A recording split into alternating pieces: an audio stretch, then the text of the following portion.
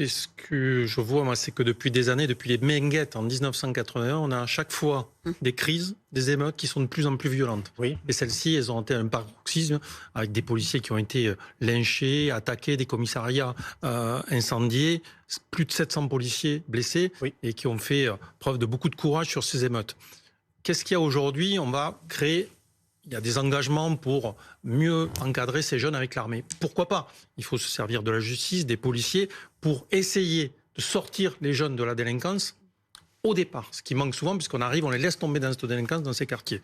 Il y a des bonnes intentions, mais sincèrement, depuis toutes ces années, on a vu des plans banlieues, on a eu une kyrielle d'acronymes, les ZEP, les UP, les PQR, tout ça qui est venu. Là, c'est à la phare maintenant. Je crois que le vrai problème, la réalité, c'est qu'aujourd'hui, plus personne ne veut habiter dans ces quartiers qui sont devenus des ghettos ethniques, religieux, sociaux, qu'on n'a plus personne parmi les juges, les policiers, les enseignants, qui veut aller dans ces quartiers. Donc il faut qu'à un moment donné, l'État mette les moyens pour qu'on ait des policiers expérimentés, qu'on ait des juges, des magistrats, des enseignants, des soignants. Il faut qu'on mette la main au porte-monnaie. Une question de service public. Qu'on ait du service public et que les gens, personne d'entre nous ne veut aller travailler là-bas. Et pour que des gens soient dans des quartiers, avant qu'il y ait l'incendie, il faut valoriser ces parcours de ces gens qui travaillent dans ces quartiers. Armel Montbou. Oui, ça tourne en rond, c'est un éternel débat, mais je ferai une remarque. Calvi, regardez sur ces émeutes, il y a eu des émeutes dans des petites villes où c'est des policiers de proximité, des gendarmes qui sont là. Donc c'est pas lié à la police de proximité. Ce qu'il faut, comme je disais, c'est avoir des policiers qui puissent rester dans ces quartiers,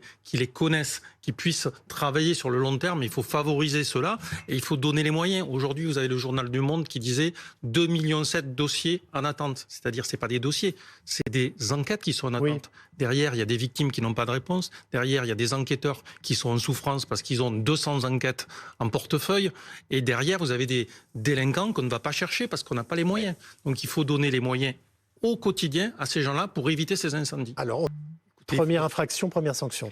Ça serait parfait si on arrivait à le mettre en place. La justice, elle a été forte sur ces émeutes. Il y a eu des condamnations comme jamais il y a eu lieu. Il faut qu'elle soit forte tout le temps, pas uniquement au moment des émeutes. Merci.